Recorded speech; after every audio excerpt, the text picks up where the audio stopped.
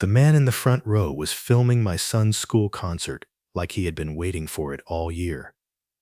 He wasn't waving at the stage. He wasn't looking around for his own child. His phone was pointed at my son. And when the song ended, he said my boy's name. My name is Mark Ellison.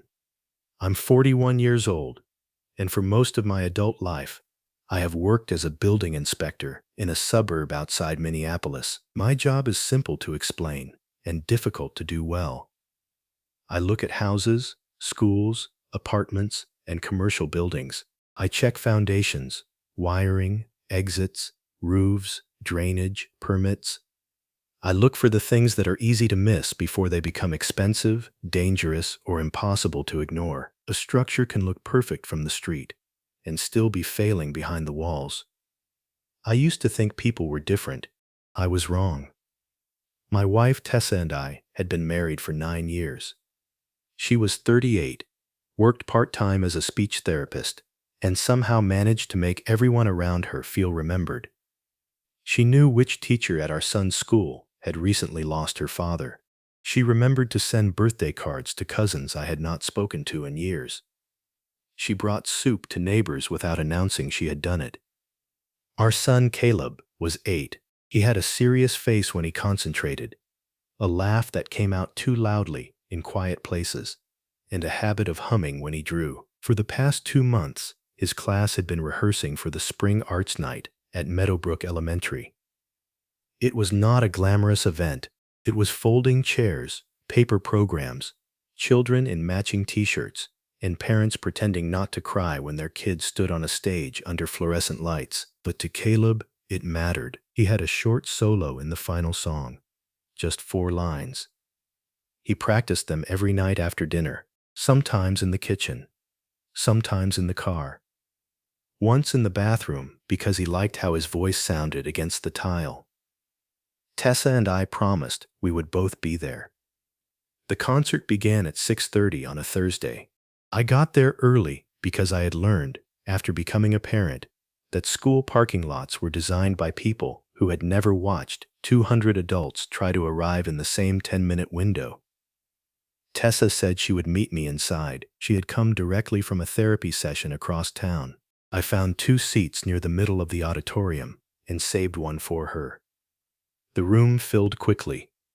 Parents took pictures of the stage before anything happened. Grandparents whispered about how tall the children had gotten. Someone's toddler dropped a plastic cup and started crying. Normal life. Ordinary noise. Then the music teacher walked onto the stage and asked everyone to silence their phones. Almost everyone did. The man in the front row did not. He sat slightly to the left of the center aisle, early 40s, maybe mid-40s. Dark blue blazer, gray at his temples. He held his phone upright and checked the camera angle twice before the children came on stage. At first, I thought nothing of it. Plenty of parents filmed. Then Caleb walked out with his class. The man leaned forward. Not in the casual way parents lean forward to find their child in a crowd. He already knew where Caleb would be. He adjusted the focus before Caleb reached his mark.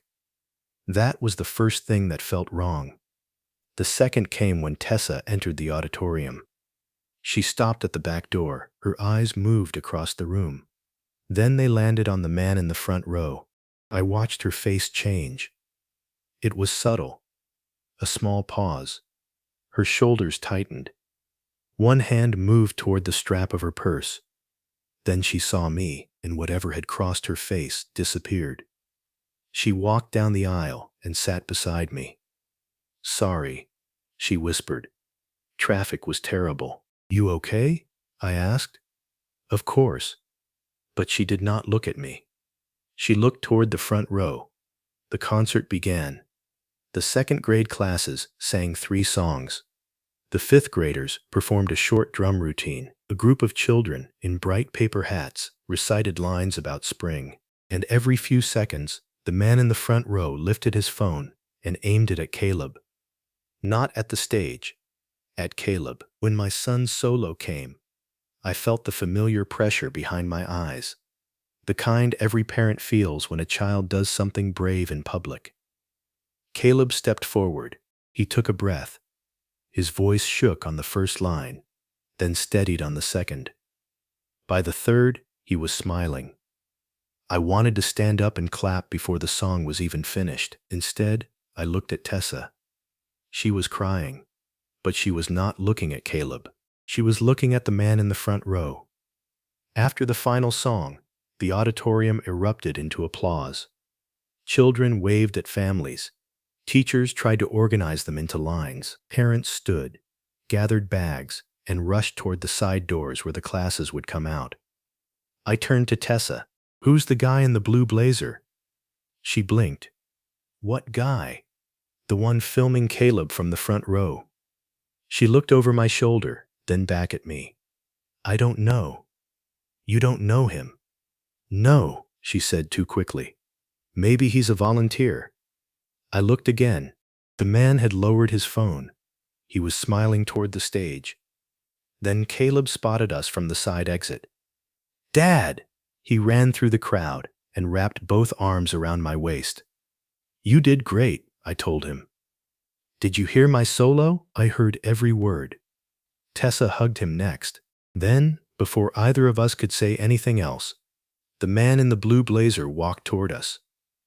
He moved with the comfortable confidence of someone who expected to be welcomed. "Caleb," he said warmly, "you were fantastic." Caleb looked up at him. I felt my son's hand tighten around mine. "Thank you," Caleb said. The man smiled. "Your timing was perfect, especially on the last line." Then he looked at me and held out his hand. "Graham Porter." I shook it because that was what people do before they understand why someone is standing in front of them. "Mark Ellison." Graham's grip was firm. He looked at Caleb again. 8 years old next month, right? The hallway seemed to grow quieter. Caleb's birthday was still 3 weeks away, not a public holiday, not a classroom event, not something printed in the program. I looked at Tessa. She was pale. Graham noticed. For the first time, his smile changed. It became careful. "I'm sorry," he said. "I'm involved with the school project. I see a lot of the student information through the donor updates." "What project?" I asked. "The outdoor learning garden," he said. "My company foundation helped fund it." Tessa stepped forward. "Yes," she said. "That's right. He's one of the volunteers." Graham looked at her. Then back at me. "I should get going," he said. "Congratulations again, Caleb." He walked away before I could ask another question. I stood in the school hallway with my son beside me, my wife near my shoulder, and a feeling I could not yet name. It was not proof. It was not even an accusation. It was the sensation of finding a crack in a wall you had spent years assuming was solid. On the drive home, Caleb talked about the concert. He asked whether I had recorded his solo. He wanted pizza.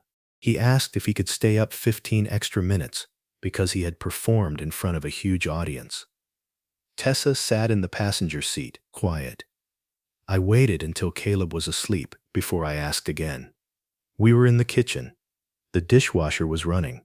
The house had settled into its usual evening sounds. "Who is Graham Porter?" Tessa did not look up from the mug she was holding. "He's a school volunteer." "You said you didn't know him." "I don't know him personally." "He knew Caleb's birthday." "He works with the school foundation, Mark. They have access to information." "Why was he filming our son?" "He was filming the concert." "No, he was filming Caleb." Tessa set the mug down. Her expression hardened slightly. "You're making this into something it isn't." I had heard that sentence before. Not from Tessa.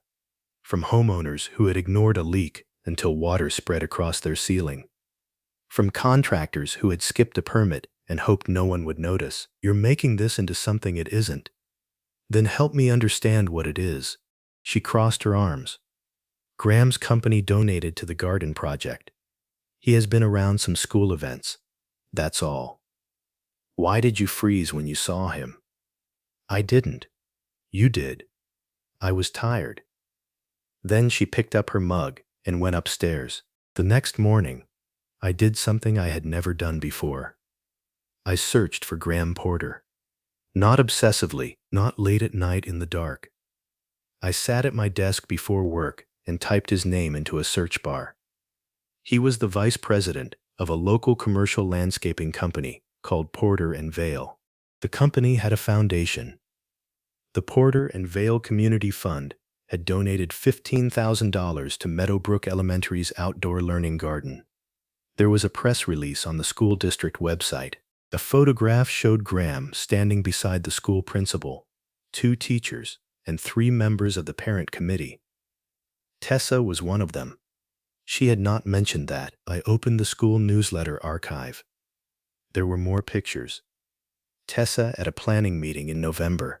Tessa at a winter fundraiser in January. Graham standing nearby in both photographs. In one image, they were not touching, but they were looking at each other. And I had spent enough years examining buildings to understand that sometimes alignment tells you more than impact. 2 things do not need to meet to reveal that they are connected. I called the school office. I asked whether the Outdoor Learning Garden Committee had public meetings. The receptionist said they did. The next one was scheduled for Tuesday evening. I thanked her. Then I called my friend Daniel Ruiz. Daniel was a family law attorney. We had known each other since college, though we rarely talked about his work because I never needed to. Until I did. I told him I had concerns about my wife and a man connected to the school. I told him there were no accusations yet, just inconsistencies. Daniel listened without interrupting. When I finished, he said, "Do not confront him. Do not accuse her in front of Caleb. And do not access anything that isn't legally yours to access." I know. "Document what you see," he said. "Dates, statements, financial records you already have permission to view. If it turns out to be nothing, you will have acted carefully. If it isn't nothing, you will be glad you did." That was exactly what I planned to do. The next 3 days gave me more than I wanted. First, there was a calendar entry on our shared kitchen app. Garden planning, 4:30 p.m. It appeared every Wednesday. I had seen it before and never questioned it. Tessa had been involved in school activities for years. Then I noticed that the school office closed at 4 o'clock. The garden committee had no Wednesday meetings listed. On Wednesday, Tessa left the house at 4:10. She wore jeans, a white sweater, and the small gold earrings she usually saved for dinner out. She told Caleb she would be back before bedtime. Then she drove not toward Meadowbrook Elementary, but toward downtown Minneapolis. I followed at a distance. I am not proud of that. But there is a difference between looking for a reason to distrust someone and trying to understand why the facts no longer fit. Tessa parked near a coffee shop on Washington Avenue. Graham was already there. He was sitting at a table by the window. He stood when she entered. He did not hug her. Not immediately. They sat close together. They talked for almost an hour. At one point, Tessa reached across the table and touched his hand. At 5:32, they left separately. At 5:39, they entered the parking garage from different doors. At 6:17, Graham's car exited. Tessa's car followed 4 minutes later. I drove home. I made dinner for Caleb. I helped him finish a worksheet about planets. I listened while he explained why Saturn was the best planet because it has accessories. When Tessa came home, she kissed Caleb goodnight. Then she came into the kitchen where I was washing dishes. "How was the garden meeting?" I asked. She paused behind me. "Fine. What did you decide?" "Just some budget stuff." "Who was there?" Tessa's voice changed. "Why are you asking?" "Because I'm interested." "No, you're not." I turned off the water. She looked at me. For a moment, neither of us spoke. Then she said, "Graham was there, if that's what you want to know." "Did he tell you that our son's birthday was coming up?" Her face went blank. I had not told her I followed her. I had not told her I saw the coffee shop. But she understood something had changed. "Mark," she said carefully, "you are reading too much into this." "Am I?" "Yes." "Then tell me the truth." She looked down. "I don't know what you think you saw." "That's the problem, Tessa. You know exactly what I saw." She went upstairs without answering. The next morning, I opened our joint credit card statement. There were 2 charges I did not recognize. One at the coffee shop downtown, one at the Riverside Hotel, a boutique hotel 6 blocks away. The charge at the hotel was not for a room. It was for a conference space, Porter and Vale Community Fund, private event room. The date matched one of Tessa's supposed garden meetings. I called the hotel. I told the receptionist I was trying to verify a charge on a joint household card. She could not give me event details, but she confirmed that the charge had been processed under the Porter and Vale Community Fund. The next committee meeting was Tuesday. I asked Tessa whether she wanted me to come. She stared at me from across the breakfast table. "Why would you come?" "Because Caleb's school matters to me too. You've never attended one of those meetings." "I should have." She knew I was not asking permission.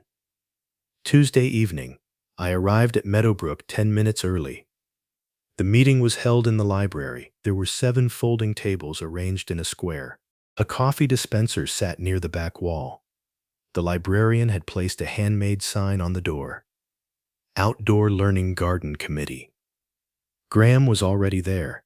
So was his wife. Her name was Claire Porter. I knew it because she was introduced as the parent committee co-chair. She was around 40, with dark curly hair, a calm voice, and the relaxed posture of someone who believed she was in a room of people working toward the same good thing. She smiled at me when I entered. "You must be Mark," she said. "Tessa has mentioned Caleb's science project. He sounds like a wonderful kid."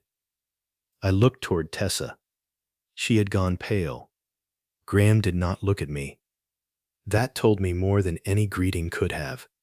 The meeting began. The principal thanked the Porter and Vale Community Fund for its contribution. A teacher discussed raised garden beds. Someone mentioned soil testing. Claire reviewed the remaining budget.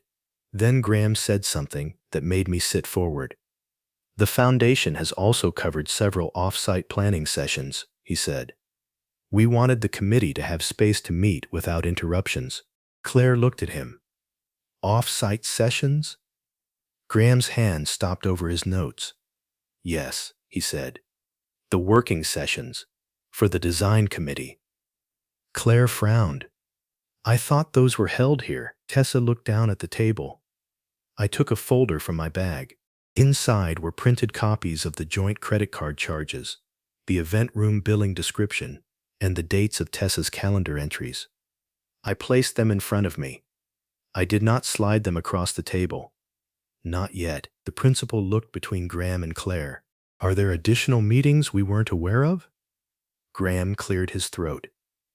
"Some informal planning discussions." Claire turned to Tessa. "Were you at these?" Tessa's face was still. Too still. "I attended one," she said. "One?" I asked. Every person at the table looked toward me. Tessa closed her eyes for a moment. "Mark, please, I'm asking because the charges on our joint card show 3 private event room bookings at the Riverside Hotel, all billed under the foundation's name." The room went quiet. Claire looked at Graham. Graham's expression shifted from surprise to anger. "This is not appropriate," he said. "You're right," I said. "It isn't." Claire picked up one of the pages. She read the date, then the next one. Her hands began to shake. "That was the night you told me you were at the regional donor dinner," she said to Graham. He did not answer. Claire looked at Tessa. "And you told me you were planning the spring fundraiser with the school."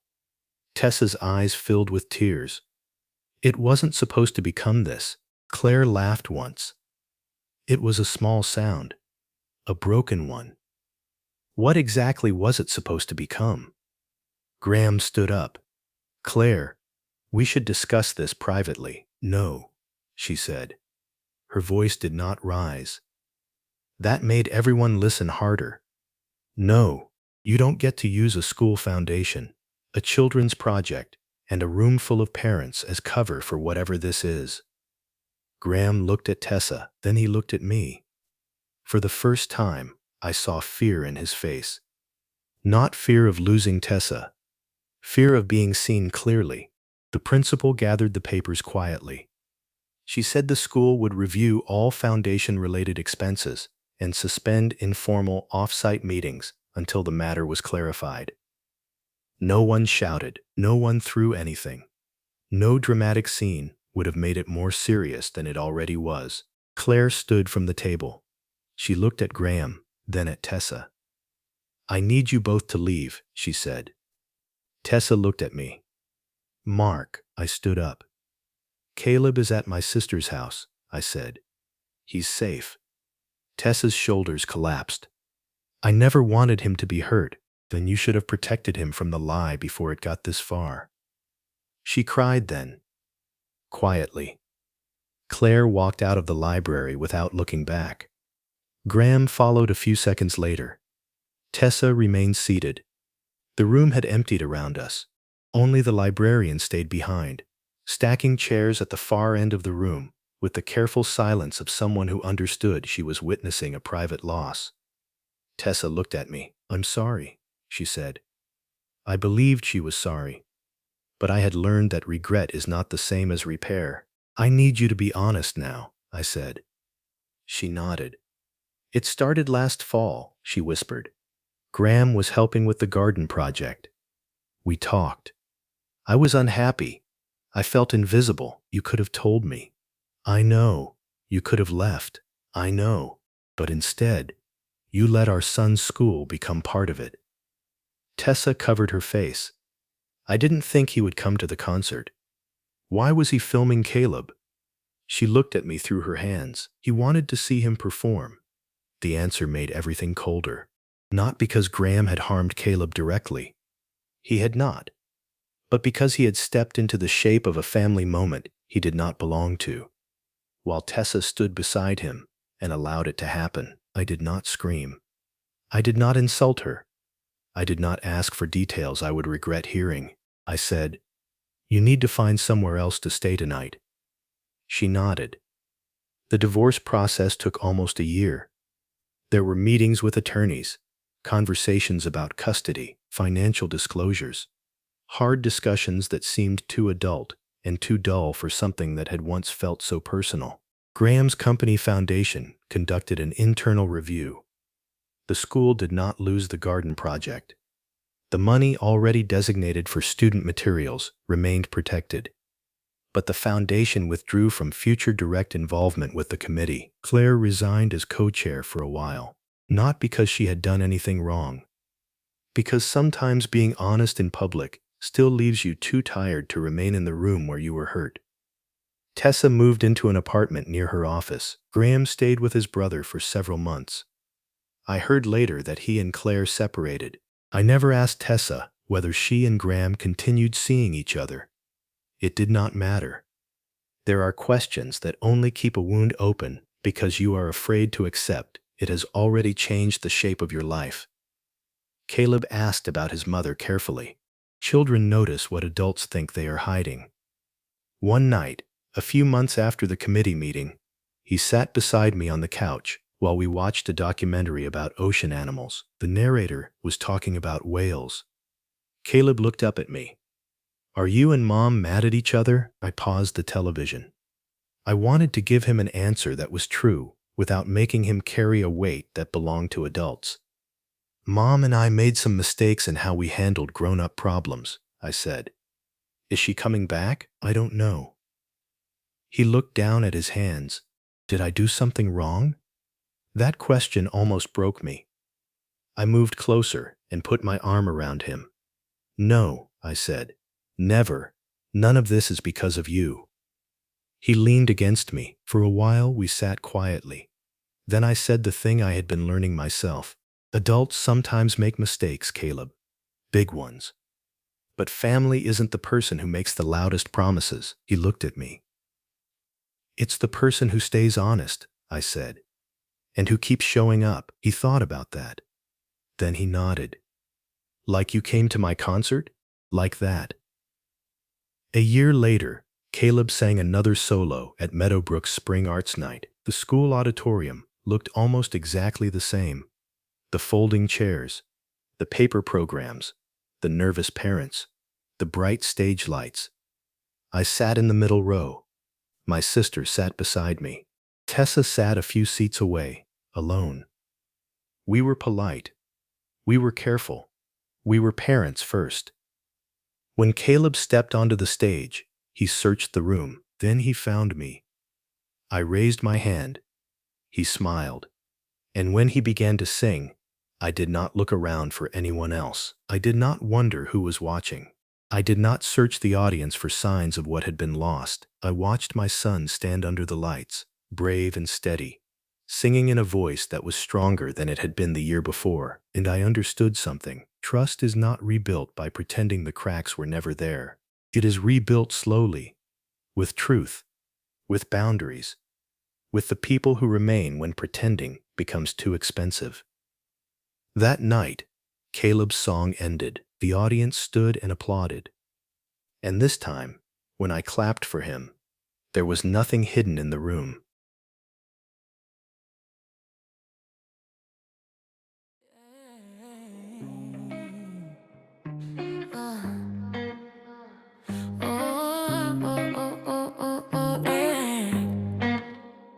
Your ringtone got a temper, it bites my ear.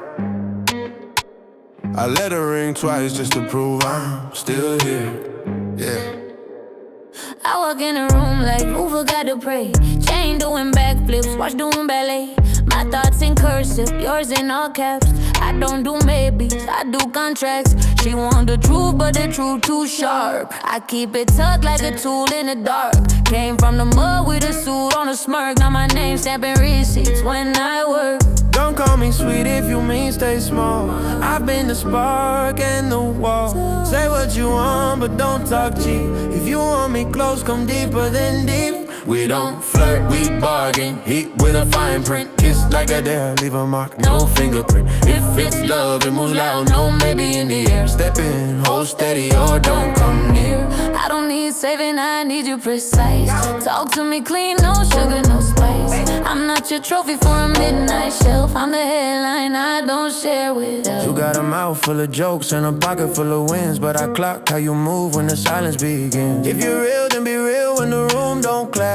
I can smell a costume through a velvet trap. Look on chase, I replace the chase with momentum. Heart got a lock and I change the pin on a whim too. But you got that walk away power. Make a king feel a draft in his own high tower.